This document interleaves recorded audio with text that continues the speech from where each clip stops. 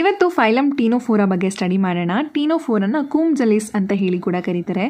Phylum Ctenophora ಆರ್ಗ್ಯಾನಿಸಮ್ಸ್ಗಳದ್ದು structure ಹೇಗಿರುತ್ತೆ, ಹಾಗೆ ಇದರ ಕ್ಯಾರೆಕ್ಟರಿಸ್ಟಿಕ್ಸ್ಗಳು ಏನು ಅನ್ನೋದನ್ನೆಲ್ಲ ಸ್ಟಡಿ ಮಾಡ್ತಾ ಹೋಗೋಣ. ನಾನು ಹೇಳೋದನ್ನೆಲ್ಲ ನೀವು ಒಂದು ಬುಕ್ ಮತ್ತು ಪೆನ್ ತೊಗೊಂಡು ನೋಟ್ ಮಾಡ್ಕೊತಾ ಹೋಗಿ. ಹಾಗೆ NCERT ಟೆಕ್ಸ್ಟ್ ಬುಕ್ನ ಚೆನ್ನಾಗಿ ರೆಫರ್ ಮಾಡಿ. Phylum ctenophora commonly called as comb jellies. ಇದನ್ನು ಕಾಮನ್ ಆಗಿ ಕೂಮ್ ಜಲೀಸ್ ಅಂತ ಹೇಳಿ ಕರೀತಾರೆ. ಹ್ಯಾಬಿಟೇಟ್ ಎಲ್ಲಿರುತ್ತೆ ಅಂತ ನೋಡೋದಾದರೆ ಮರೈನ್, ಓನ್ಲಿ ಮರೈನ್ ವಾಟರ್ ಅಥವಾ ಸಿ ವಾಟರಲ್ಲಿ ಮಾತ್ರ ಪ್ರೆಸೆಂಟ್ ಇರುತ್ತೆ. ಫ್ರೀ ಲಿವಿಂಗ್ ಆಗಿರುತ್ತೆ, ಅಂದರೆ ಒಂದೇ ಕಡೆ ಅಟ್ಯಾಚ್ಡ್ ಆಗಿರಲ್ಲ, ಫ್ರೀ ಆಗಿ ಒಂದು ಕಡೆಯಿಂದ ಇನ್ನೊಂದು ಕಡೆಗೆ ಮೂಮೆಂಟ್ ಮಾಡಿಕೊಂಡು ಇರುತ್ತೆ.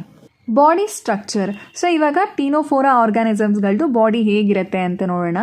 ಟಿಶ್ಯೂ ಲೆವೆಲ್ ಆಫ್ ಆರ್ಗನೈಸೇಷನ್ ಅಂದರೆ ಈ ಆರ್ಗ್ಯಾನಿಸಮ್ಸ್ಗಳು ಟಿಶ್ಯೂ ಇಂದ ಫಾರ್ಮೇಷನ್ ಆಗಿರುತ್ತೆ. ಈ ಆರ್ಗ್ಯಾನಿಸಮ್ಸ್ಗಳಲ್ಲಿ ಯಾವುದೇ ರೀತಿಯಾದ ಆರ್ಗನ್ಸ್ಗಳಾಗಲಿ ಆರ್ಗನ್ ಸಿಸ್ಟಮ್ಸ್ಗಳಾಗಲಿ ಇರೋದಿಲ್ಲ, ಬರೀ ಟಿಶ್ಯೂ ಮಾತ್ರ ಇರುತ್ತೆ. ರೇಡಿಯಲ್ ಸಿಮೆಟ್ರಿ ಅಂದರೆ ಈ ಆರ್ಗ್ಯಾನಿಸಮ್ಸ್ಗಳನ್ನು ಯಾವುದೇ ಪ್ಲೇನಲ್ಲಿ ಡಿವೈಡ್ ಮಾಡಿದರೂ ಕೂಡ ನಮಗೆ 2 ಈಕ್ವಲ್ ಪಾರ್ಟ್ಸ್ಗಳು ಸಿಗತ್ತೆ. 8 external rows of ciliated comb plates helps in locomotion.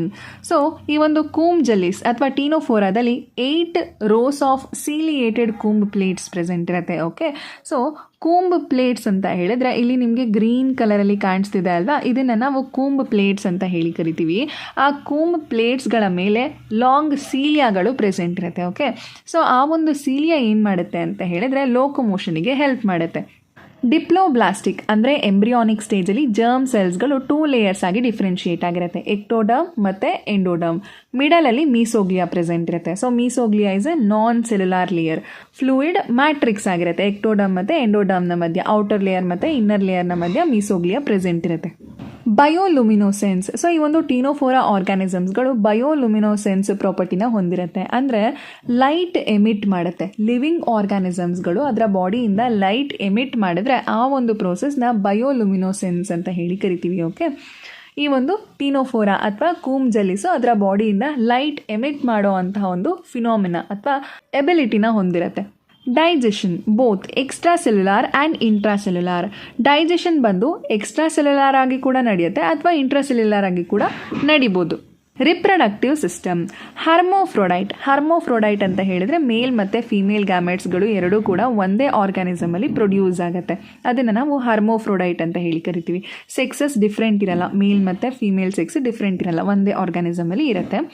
Sexual reproduction only. Ctenophora ಆರ್ಗ್ಯಾನಿಸಮ್ಸ್ಗಳಲ್ಲಿ ಬರೀ ಸೆಕ್ಷುವಲ್ ರಿಪ್ರೊಡಕ್ಷನ್ ಮಾತ್ರ ಅಕ್ಕರಾಗುತ್ತೆ, ಎಸೆಕ್ಷುವಲ್ ರಿಪ್ರೊಡಕ್ಷನ್ ಇರೋದಿಲ್ಲ. ಎಕ್ಸ್ಟರ್ನಲ್ ಫರ್ಟಿಲೈಸೇಷನ್ ಅಂದರೆ ಮೇಲ್ ಮತ್ತು ಫೀಮೇಲ್ ಗ್ಯಾಮೆಟ್ಸ್ಗಳು ಆರ್ಗ್ಯಾನಿಸಮ್ನ ಬಾಡಿಯಿಂದ ಹೊರಗಡೆ ಫ್ಯೂಷನ್ ಆಗಿ ಡೆವಲಪ್ಮೆಂಟ್ ಇಂಡೈರೆಕ್ಟ್, ಅಂದರೆ ಈ ಒಂದು ಆರ್ಗ್ಯಾನಿಸಮ್ಸ್ಗಳಲ್ಲಿ ಲಾರ್ವಲ್ ಸ್ಟೇಜ್ ಪ್ರೆಸೆಂಟ್ ಇರುತ್ತೆ. ಈ ಪಿಕ್ಚರಲ್ಲಿ ನೀವು ಟೀನೋಫೋರಾ ಆರ್ಗ್ಯಾನಿಸಮ್ಸ್ಗಳನ್ನು ಅಬ್ಸರ್ವ್ ಮಾಡ್ಬೋದು. ನೋಡಿ, ಬಯೋಲುಮಿನೆಸೆಂಟ್ ಪ್ರಾಪರ್ಟಿ ಅಂತ ಹೇಳಿದರೆ ಇದನ್ನೇ. ಅದರ ಒಂದು ಬಾಡಿಯಿಂದ ಲೈಟ್ ಎಮಿಟ್ ಆಗ್ತದೆ. ಸೊ ಲಿವಿಂಗ್ ಆರ್ಗ್ಯಾನಿಸಮು ಲೈಟ್ ಎಮಿಟ್ ಮಾಡಿದ್ರೆ ಅದನ್ನು ಬಯೋಲುಮಿನೋಸೆನ್ಸ್ ಅಂತ ಹೇಳಿ ಕರಿತೀವಿ. ವಾಟರಿಂದ ಹೊರಗಡೆ ತೆಗೆದಾಗ ನೋಡೋದಕ್ಕೆ ಈ ರೀತಿಯಾಗಿ ಕಾಣಿಸುತ್ತೆ. ಎಕ್ಸಾಂಪಲ್ಸ್ ಪ್ಲೂರೋಬ್ರಾಂಕಿಯಾ ಹಾಗೆ ಟೀನೋಪ್ಲಾನಾ.